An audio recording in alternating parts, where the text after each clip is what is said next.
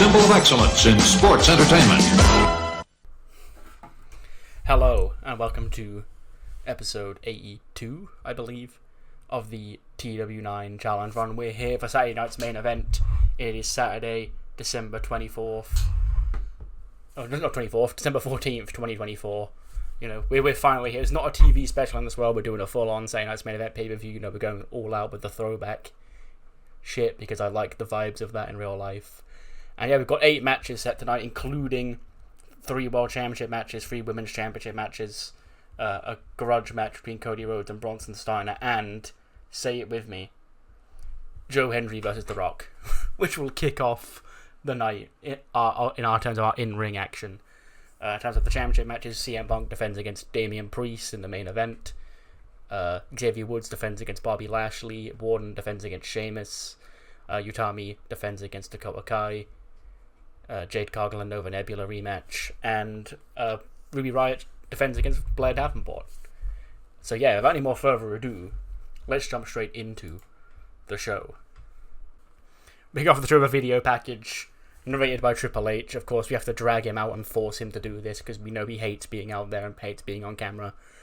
But he gives us the rundown of Saturday night's main event, you know, here in the Nassau Coliseum in Long Island, the site of the very first Saturday night's main event in AE whatever 5 maybe, can't remember.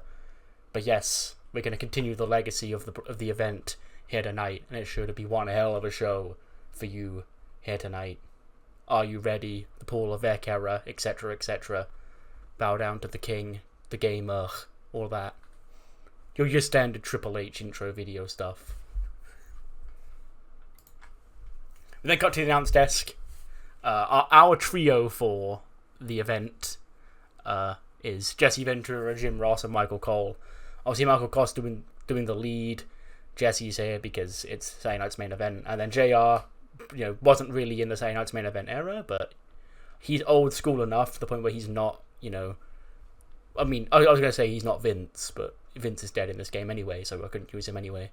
But yes, that's our trio for proceedings. They welcome us to the show. You know, Jesse gives a rundown because it's been a while since we've seen him, and yeah, Michael Cole basically gives him the lore of all the stories heading into the show, and we then get the first entrance of the night.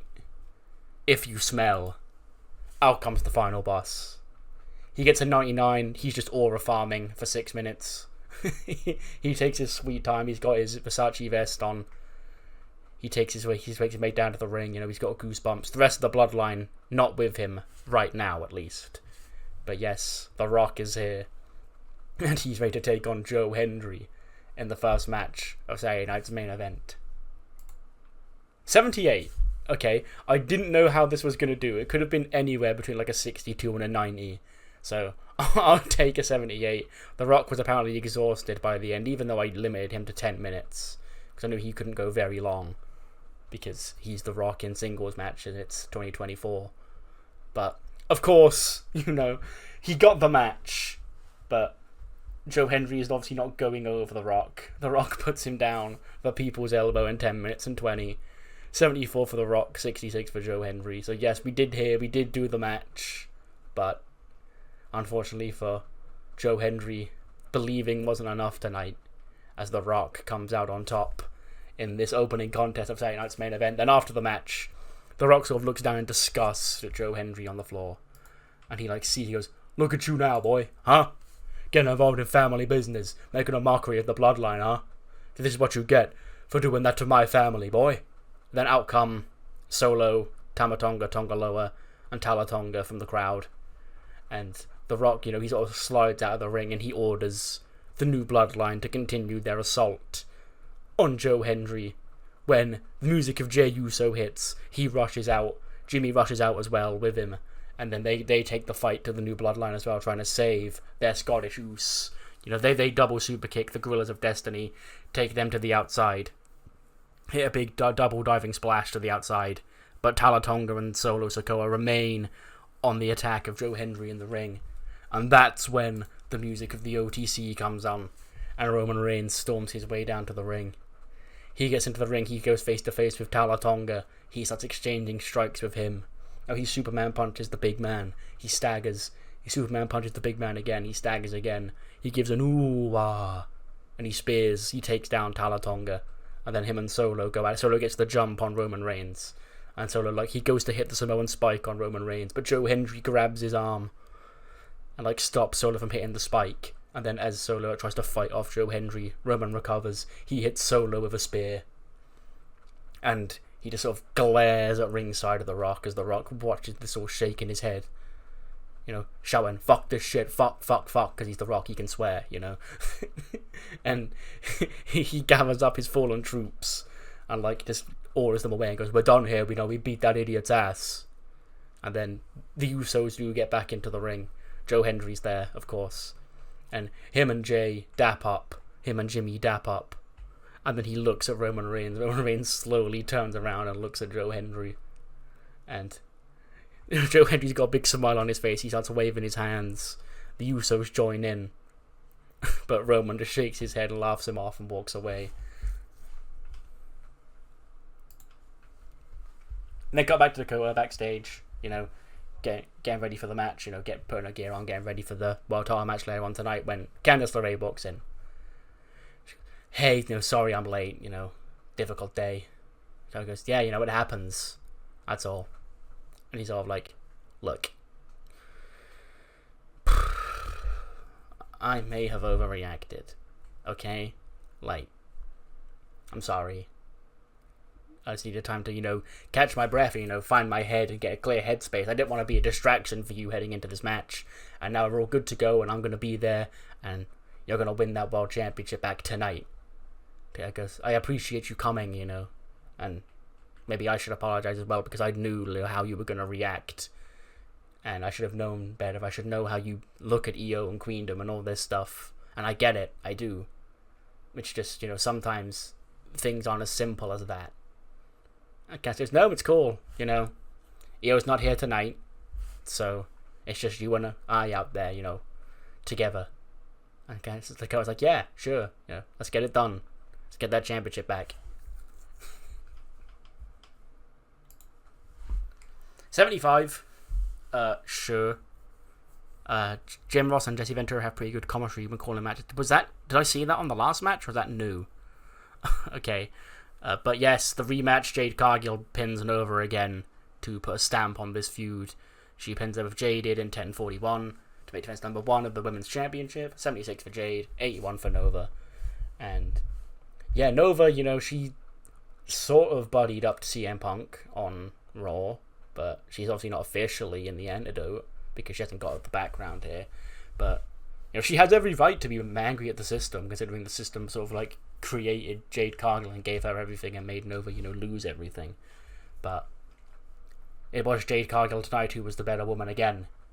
I guess she's just got Nova's number. You know, what can you say? Happens sometimes. We then cut backstage. Kayla Braxton's guests are the New Day, and they're dressed in, you know, some sort of 80s inspired attire. She goes, tonight, Xavier Woods, you make the next defense of your World Heavyweight Championship. You take on the almighty Bobby Lashley. Now, the Hurt Business have been dominating on SmackDown for the past few months. And, you know, you actually did, as you said, beat Bobby Lashley before, so can you run it back again? Will Magic and Lightning strike twice here tonight? I also imagine, like, the interview area is set up to look like, you know, the old school interview area. And he was like, Kayla, it's been a lot going through my brain since the 10th anniversary, you know. We had Neville appear out of nowhere after months in hiding to tell us that he was going to tear the New Day apart. We have the Hurt Business trying to take my World Heavyweight Championship. Everybody's been trying to put us down since day one. And we ain't going to lose. Okay, the power of positivity's got us this far. E and Kof by my side here tonight. Together, there's almost nothing that can stop us, Kayla. So the plan for tonight, to do what I'm going to keep doing, to do what I did last time against Bobby Lashley, to do what I did against Swerve and against Drew McIntyre, because clearly, as much as people may not want to admit it, something is working. Because I'm still the World Heavyweight Champion. And tomorrow night, December 15th, I'm going to wake up still World Heavyweight Champion. And then they will walk off and goes, there you have it. Xavier Woods ahead of his match with Lashley later on tonight. And Neville sort of just walks into frame. He just starts laughing. confident man, Kayla.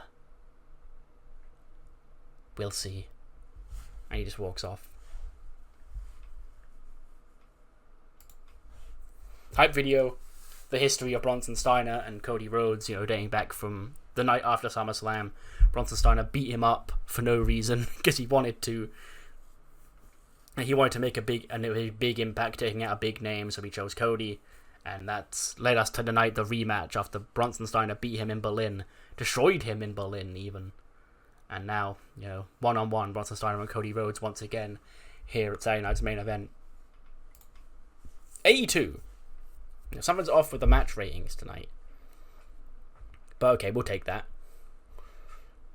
So this match, it gets underway, and I imagine Bronson Steiner does charge in for a spear, right as soon as the bell rings, but Cody, leaps over it, and he hits the turnbuckle, and, we get the camera on Bronson Steiner as he, rushes into the turnbuckle. He stops himself and, grabs the ropes.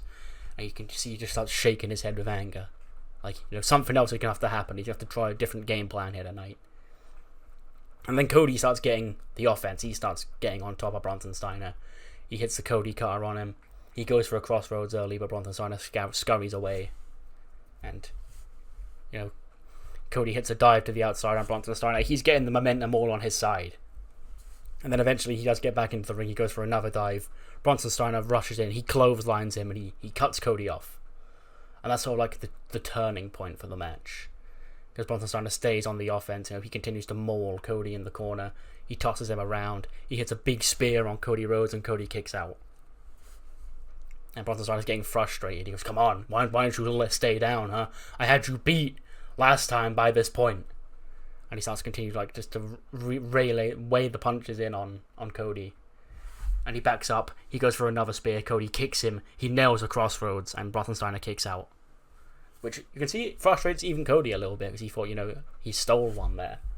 And Bronson Steiner eventually does get Cody in the Steiner recliner. Cody nearly passes away. He passes out, and but he starts powering out. He gets him up on his shoulders. He hits the big drop to get him off his shoulders. He gets all fired up. He goes for a crossroads again. Bronson Steiner pulls him out, tosses him against the corner, spears Cody Rhodes, and Cody's down. Bronson Steiner, the dogs are barking. He's backed up. A second spear. And he backs into the corner again. A third spear. He covers Cody. 1, 2. And then he lifts Cody's shoulder off the mat. And he goes, no, not that easy.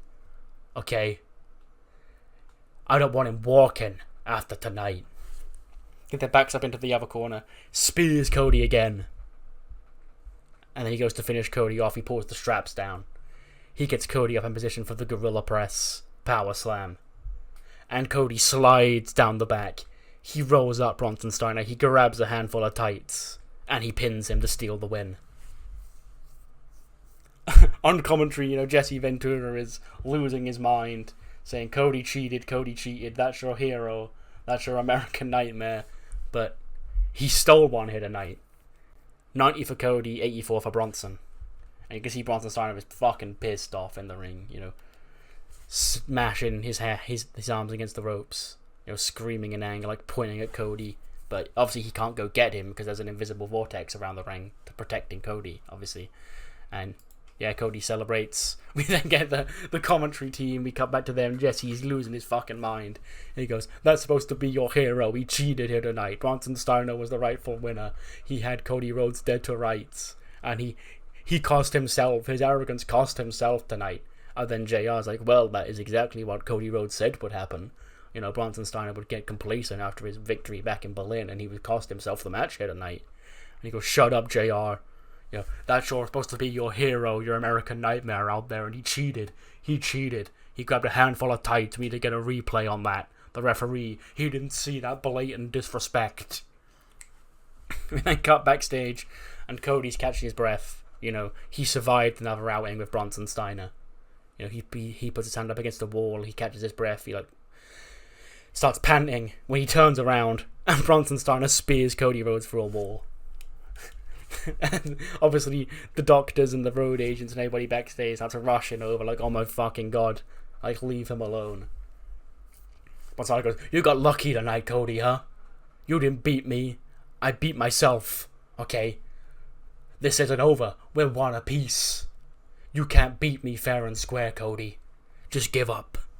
And he walks off, and then obviously everyone's tending to Cody. He does start to stir, like, once it's finished, but obviously he's not in a good way because he got speared through a wall. 89! Holy shit, the best match on the show so far. Blair Davenport against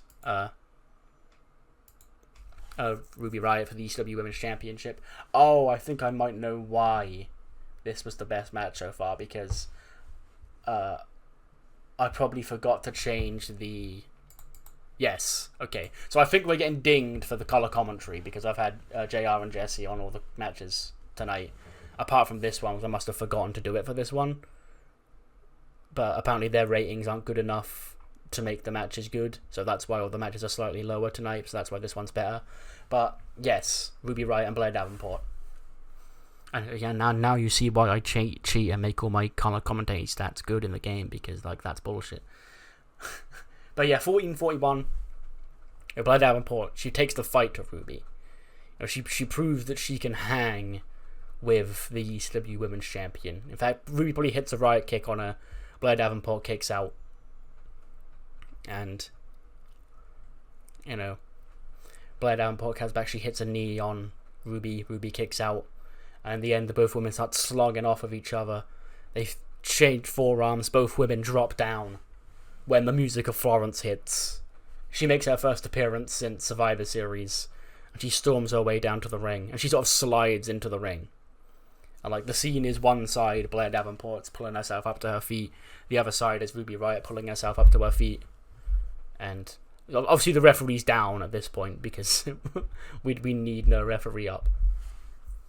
So she's got a choice. Who does she want to get her revenge on? The woman who stole her championship, or her former best friend who betrayed her? And she does choose to drop Blair Davenport with the Rainflow. And, you know, just starts shouting down at her. And then Ruby slides in, she clocks Florence with the championship, like, boots her to the outside of the ring, hits Blair Davenport with the Riott kick, and pins Blair to retain the championship. 91 for Ruby, 73 for Blair. So yeah, nice little match. And Ruby Riott's still the ECW Women's Champion. She celebrates with the belt. Florence has regained, like, her consciousness. And she gets back into things, she starts getting into the face of Ruby. And Ruby goes, hey, you know, you helped me out tonight. Thanks. You know, I knew that bringing to light Blair Davenport's mischief would win me over in your heart, but, you know, I'm still the ECW Women's Champion. If you want to help me keep this championship, I appreciate it. And Florence is like, no.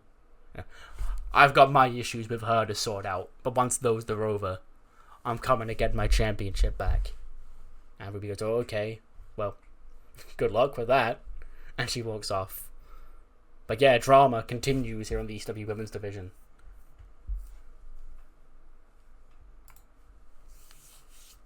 We then cut to Michael Cole. You know, he's showing off all the legends that are in attendance. Like, they're the same legends, you know, from real life. And they're not in the database, so, you know, just pretend they're there in the front row. Or like the old legends of Saturday Night's Main Event. I can't remember who they had. I think Jimmy Hart was one of them. And people like that. Ted DiBiase, maybe. You know, those guys, they're all in the front row, enjoying Saturday Night's Main Event here in the Nassau Coliseum. We then get a video package. Lashley and Woods for the World Heavyweight Championship. This has been going on for, like, in the background for a while. Like, it started out with the Hurt Business feuding with Swerve, and then Woods feuding with Drew McIntyre. And then they sort of swapped enemies. And Swerve and Drew are now feuding, and now these two are feuding.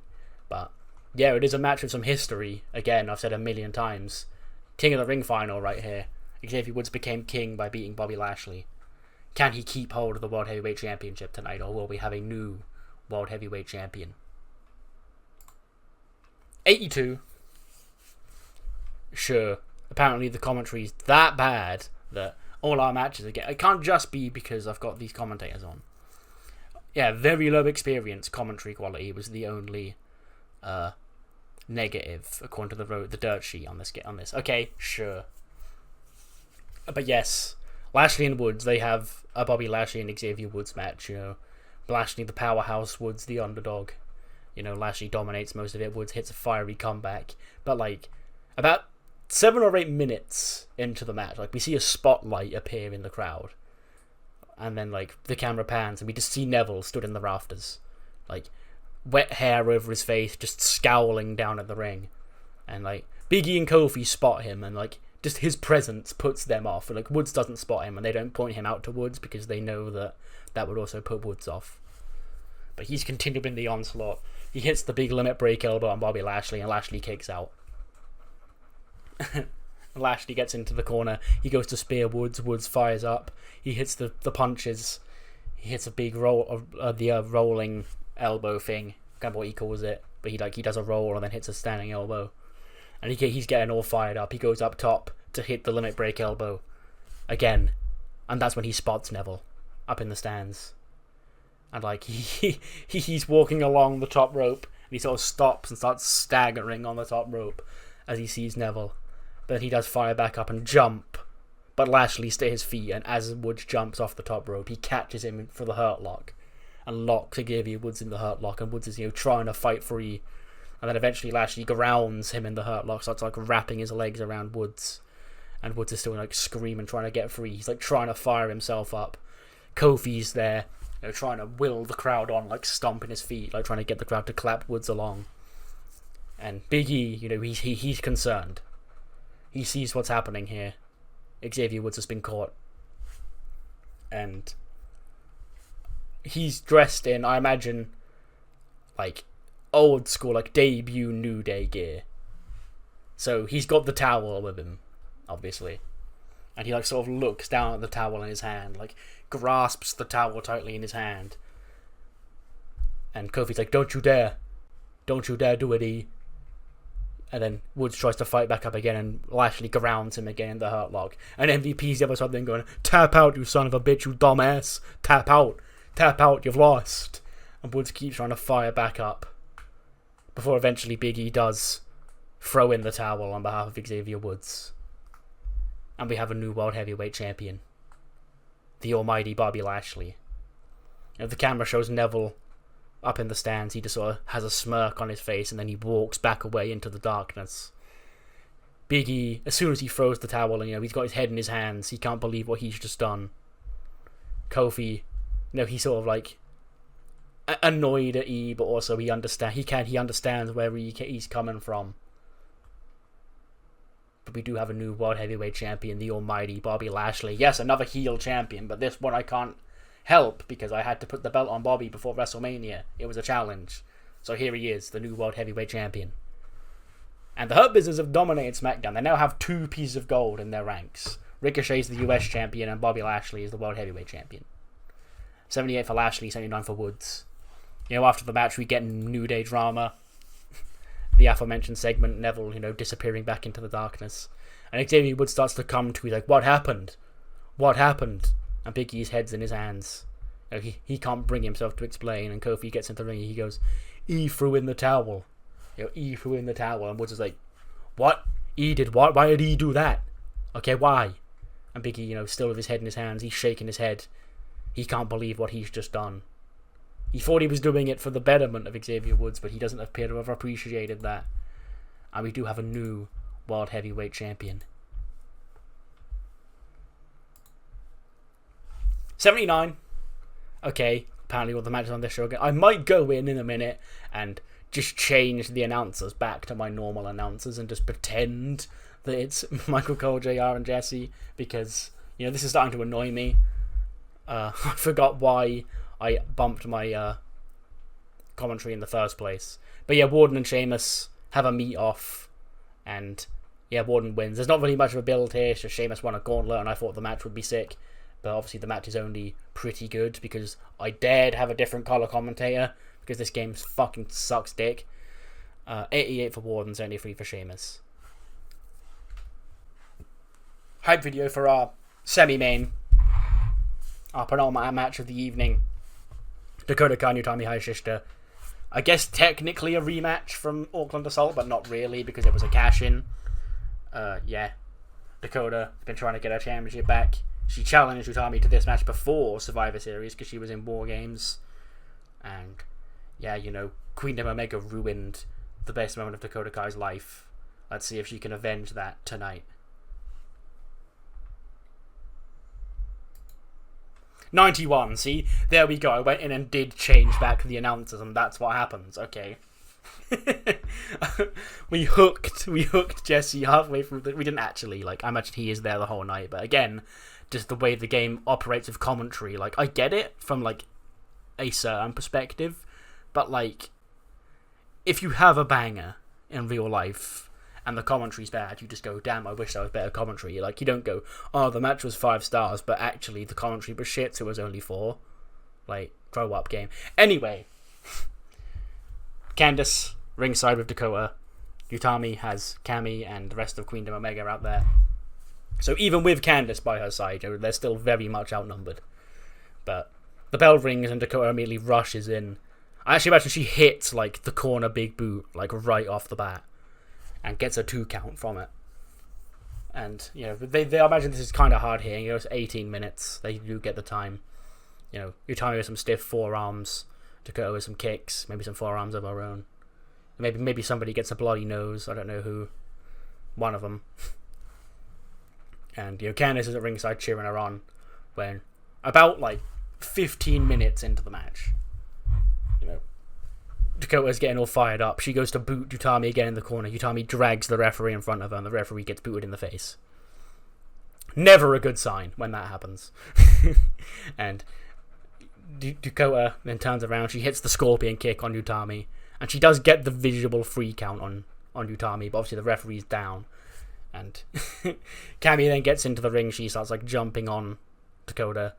Candice gets into the ring. She knocks her off, and then chaos has ensued. The rest of Queendom Omega come in. Candice tries to fight them all off. That's when Io runs out. She runs out from the back of a kendo stick, and she starts waylaying on, Megasis takes some shots, Julia takes some shots, and Saya takes some shots. She, neutralizes the threat. She hits a big dive on the outside, probably goes up top, hits a moonsault to the outside on all of the Queendom Omega girls on the outside. And Candice just stood there, hands on her hips, shaking her head in disappointment as Io was celebrating like fuck as she takes down all 3 of the girls. And then Candice walks out to her, turns her around aggressively. She goes, "What are you doing? Okay, we don't want you out here. We don't need you out here. Okay, you're ruining this for all of us. Okay." And Io just just goes to swing the kendo stick, but Candice ducks, but behind her is the Megasis or something. So it looked like she was swinging for Candice, but she was swinging to hit a Queendom girl as the visual, basically. And Dakota was watching all the drama unfold at ringside, and she's like, "What the hell are you doing? She's out here to help us, but she's evening the odds." She goes, "Oh, I see, of course, you want Io back out here again, okay." And then she turns around, Utami clocks Dakota in the head with the championship, and then picks her up and nails that hijack bomb. The referee does get into the ring and counts the 3. So Utami retains the championship here tonight via some shenanigans. I probably should have overbooked the finish, but yes, still Women's World Champion. 82 for Dakota Kai, 93 for Utami. And the second the 3 count hits and the bell rings, both Candice and Io both sort of just turn back to the ring in shock, realizing what this petty argument has led to. Which is, we almost had the championship off her, but their argument distracted Dakota, and now Utami escapes away with the World Championship. Eventually, Dakota does start to get back to her feet. And then Candice is like, "See, this is your fault." And goes, no, it was your fault, actually. And they start arguing on the outside. And Candice and Io sort of get into another shouting match on the outside. And Dakota just gets into the middle. She goes, "It's both of you, okay? I had that one. I didn't need either of you to do what you were doing, okay? You thought you were both the savior. Now look what you've done. I'm tired of this." And she just storms out to the back. And Candice tries to follow her away, and Dakota is the one who sort of shoves Candice away and just storms to the back. And Io is watching on. Candice sort of turns back around to Io, just shakes her head again angrily. And yeah, drama, law, etc. CM Punk entrance. He's got the winged eagle, because of course he does. It's CM Punk, and we're at Saturday Night's Main Event. And he's insulted. If I had the balls, or if they had the balls in real life, he would obviously carry this around instead of the actual Undisputed Championship, but I guess it's just a one night only thing, I don't know. Yeah. But yeah, CM Punk brings the Winged Eagle to Saturday Night's Main Event, and then Damian Priest comes out and we get our main event for the Undisputed WWE Championship. Gets an 86. They don't seem to click, apparently, but still makes it better than most of the matches on the show that Jesse called. Okay, so yeah, we'll take that. I'm fine with this being like, a nostalgia show, a gimmick show, basically. But even then, it was still probably going to get a good rating. But yeah, Damian Priest and CM Punk, 1941, and Punk does eventually put him down, probably not with the Pepsi plunge this time, probably just with a GTS in 1941 to make defense number 2 of the Undisputed WWE title. 83 for Punk, 75 for Priest. Again, that's a chemistry thing. But yeah, Punk leaves. He leaves, he pins Damian Priest, he scoots out of the ring, he starts cutting a promo to the camera as it follows him to the back. He goes, "That right there is the best you've got, huh? This grand jury, okay? This grand master plan to stop me, to stop my takedown because you're kissing up to old men who I finished with 2 decades ago. Okay, this is the master plan tonight. Bronson Steiner, he's not done with his mission. Cora and Roxy, women's tag team champions. Chris Bay, Ace Austin, soon to be world tag team champions. CM Punk, you're forever and always undisputed WWE champion. There's not a damn person in this whole locker room who can touch me because I am the best in the world. Every time I step into that ring, I prove everybody who doubted me wrong that this is my house. This is my company, and there's nobody that can take that from me." And like as he's ranting, he finishes ranting, and like he's met with LA Knight. LA Knight sort of just like watches him as he walks off, just laughs at him and walks away. CM Punk shakes his head. He then keeps on walking, and Montez Ford walks out to him. He takes his sunglasses off, and he sort of just slowly nods his head at Punk and walks away. And Punk again just shakes that off. And then the last person to appear is Dijak. Like Punk bumps into Dijak, and Dijak just glares down at Punk. And Punk looks up at him. And Dijak just continues to glare at CM Punk as Punk walks away with the championship. So you're a murderer's row of potential challengers lining up CM Punk here, but he does leave Saturday Night's Main Event still the undisputed WWE champion. 94 rated show. Yeah, that's pretty good actually, in all things considered. Yeah, what matters more though is what you thought of the show, so do let me know in the comments below, and I'll see you on the other side for the media scrum, which I really don't want to do, but I have committed to doing it because there's a question that I'm pretty sure they're going to ask that I don't want to answer, but I've made a thing about answering all the questions and not editing them out. This must be how Triple H feels in real life when he feels like he's going to get faced with a Vince question. Like, we'll see, okay? Okay, so here we are.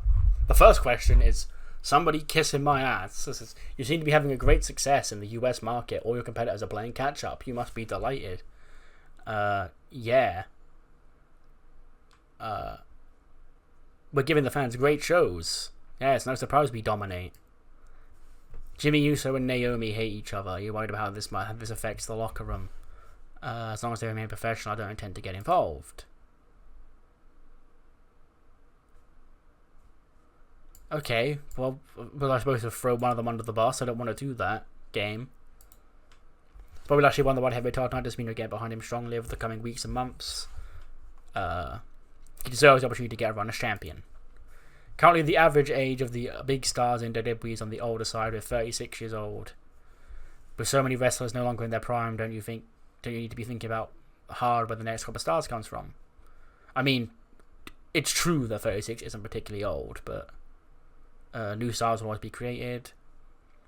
The older generation will use to put over new wave of stars over the next few years. Yeah, sure. We saw Bobby Lashley have an off night tonight. Is his inconsistency going to hold him back? No. And that's the media scrum completed. Okay, yes. Sure. And I'll see you next time for Raw with the fallout from this, as we have... Wait. two shows technically before Cyber Sunday, because we're doing Raw on the 16th, and then the week of the 23rd we're taking off, for the quote unquote holidays, and then we're back on the 30th, which is then to go. So technically only 2 shows, 3 weeks, 2 shows before Cyber Sunday. So the build for that will be short and sweet. We already know one match. Becky and a partner will challenge for the Women's Tag Team Championships. So yeah, see you then.